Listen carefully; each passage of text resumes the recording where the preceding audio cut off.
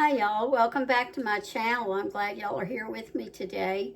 As you see, we are going to be making a Cornish hen today, or a rock Cornish game hen, whatever you want to call it. So anyway, this is what mine looks like. I got mine from Walmart. It's a pound. Sometimes they'll come two in a package, and they usually roughly run about a pound each. Let me get this, that's still a little wet. Now I'll tell you a little story. Back when my husband and I first got married, I would make these a lot, just, for us. And then when I had one or two children, then I would make them then too. But as we started getting more children, well, these cost a little more than a chicken, so we ended up just having to use regular chicken. And oh, was something else I was going to say about it, but I can't remember. Oh, I know. But back in the day, when, was so busy raising children, busy with just a lot of things, I could eat a whole one. My husband could eat a whole one. Or actually, he would eat a whole one, and I would usually give him a little bit of my breast meat, so I wouldn't actually eat quite a whole one. But then fast forward to when our children all got grown, and I didn't think about it for a few years. And after a few years, one day I thought, oh, you know what, I could make some Cornish hens again. So I went ahead and bought us a couple of them and cooked them. And do you know that neither one of us could eat a whole one at all?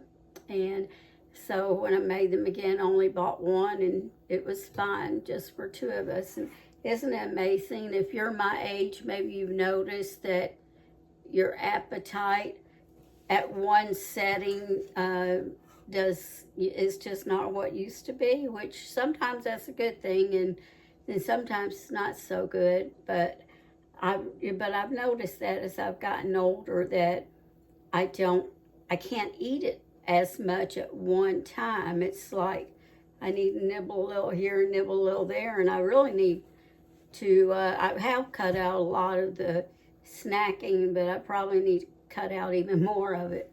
But anyway, so we're going to make this, so I'm going to pause you while I go over and cut it open, and I want to kind of wash the cavity out and, just wash it a little bit. I know there's controversy of, I grew up, you always wash your chicken. I always washed mine. Now they're saying don't, but I've done it all those years, never had problems, so I'm just going to continue on washing my chicken. So, all right, I will bring you back in a minute. All right, so we have the chicken here. And what we're going to do is I am going to, since I'm doing video, normally I just use my hands, but I am going to try to hold it with the tongs and see how that goes for flipping it and turning it. First thing we're going to do is just take some cooking oil, and we are going to just spread that over the chicken.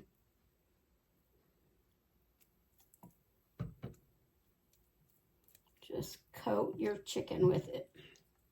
I imagine a fork might be a little bit better.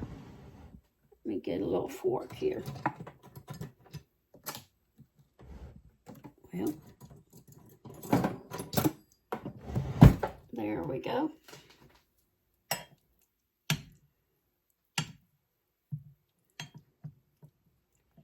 Flip that over.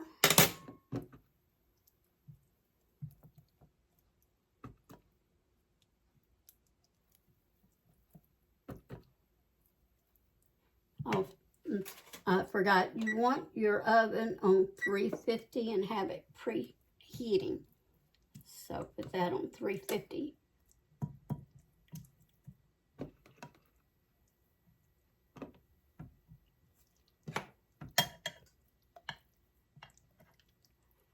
Tongs don't really want to get a hold of it like I thought they would. I guess I could have had one clean hand, one dirty, huh? probably what I'm going to end up having to do anyway, since I have to get in here and move the wings and everything in a minute. All right, so here I have, first we want to, well, let's go ahead and we'll put this garlic powder on first. We're just going to sprinkle that. Okay, well, I don't know where the sprinkler went to, or the shaker, so we'll just put some of this on here.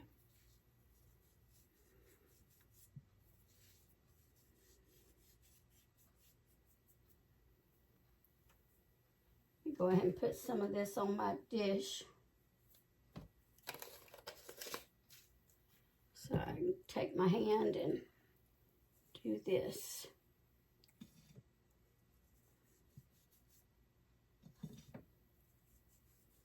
Now you can use any seasonings that you want on here. Even if you want to do just plain old salt and pepper, that will work too. Just whatever you want. All right, then next I have some oregano. So I am going to put this on here and kind of be crushing the oregano. It's just dried oregano, crushing it as you go along.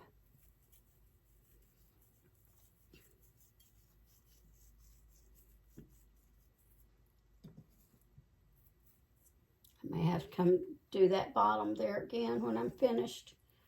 Then next I have some crushed thyme. And I would like to put some rosemary on it also, but I guess I'm apparently out of rosemary. I know back last spring, winter, fall, something like that, I went through and made sure I got rid of any spices that had really, what do you call it? It had been expired for at least a year. And there wasn't too many, and rosemary may have been one of them. All right, then next we're going to sprinkle on some sage.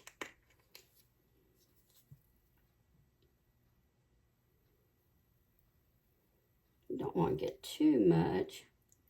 This looks like this has big holes on it.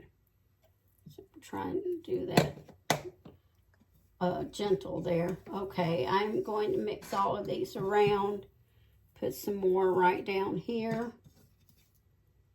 Get some in there, a little more. Get some more in there. And I'm going to take the rest of them. Oops, I have to clean that mess up in a minute. And just kind of put them in there.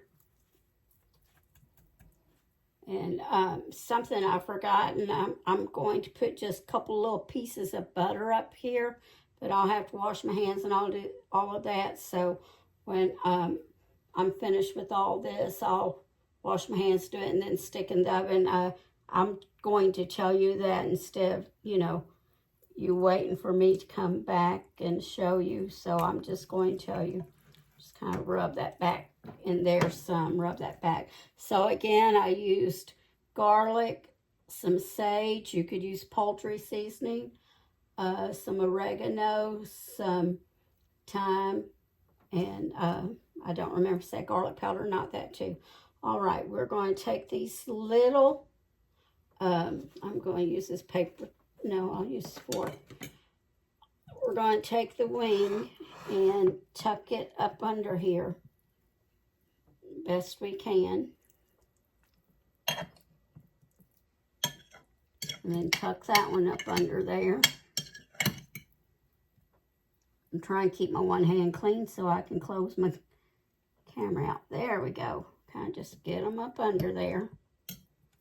This one's wanting to not cooperate. There. All right. So I may have to finish tucking them up under there some more. Well, I'm going to have to use both hands anyway. There we go. Just didn't want to do it any other way, did it? And this one here, it's going to be a stubborn little thing. There we go. Just kind of pull them under there. All right, so I'll be back with you in a minute, okay? I'm going to wash my hands before I turn you off, though, because I don't want any of this gunk on my phone.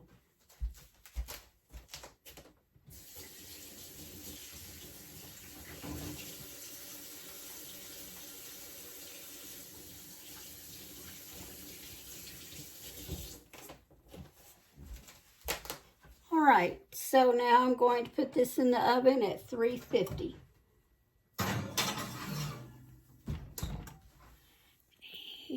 And I will bring you, oh, I need to tell you how long to cook it, don't I?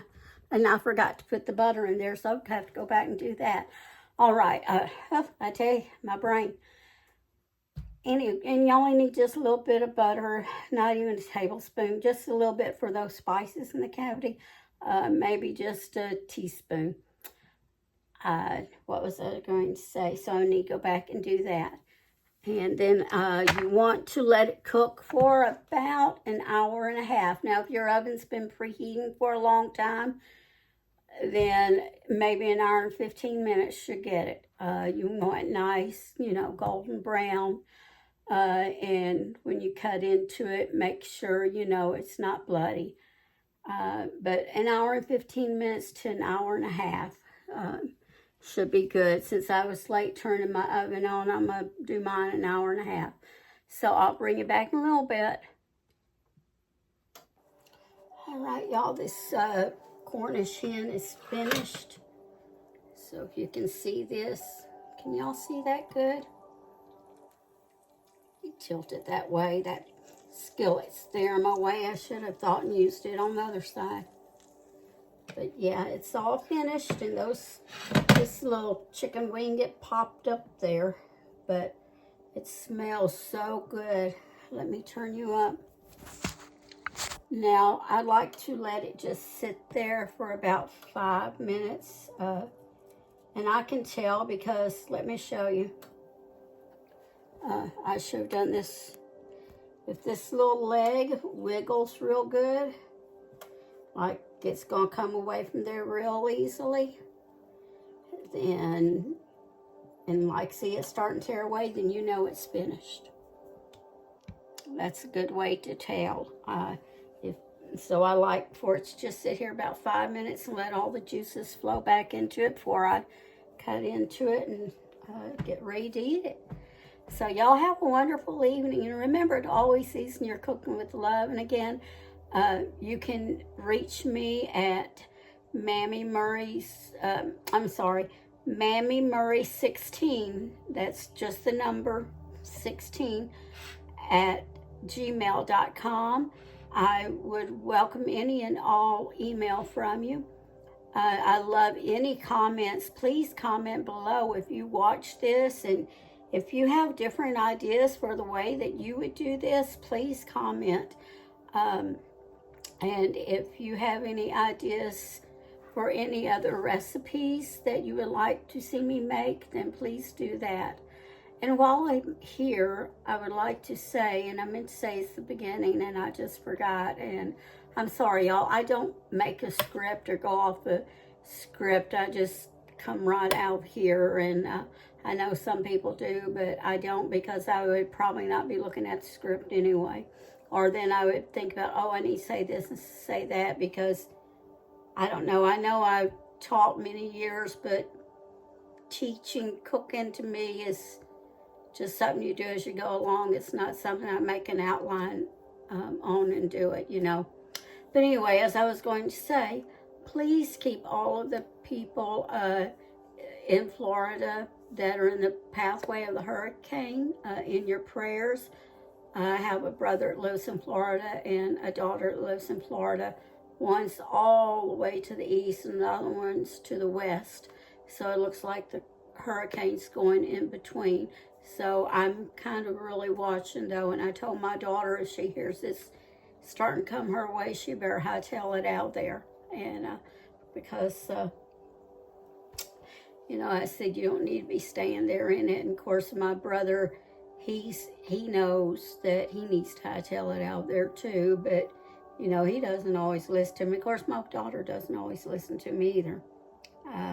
They kind of, you know, my daughter definitely has my blood. My brother, he has some of my blood, but, you know, or we share some of the same blood from our mothers. So there's a lot of stubbornness that runs along in there. And my daughter gets her stubbornness from me and her father both. So, but anyway, y'all listen, I hope if you've never made one of these that you'll make one.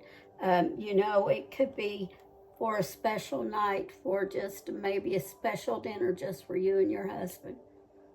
Maybe a date night or something. All right, y'all have a wonderful evening. And, or, you know, if you're a man watching this and you cook, I guess I'm old, and back in my day it was mainly the women cook, but you can make this as a surprise for your wife, or somebody dating you could make it as a surprise for whoever you're dating. All right, listen, y'all, remember to always season your cooking with love, and have a good evening.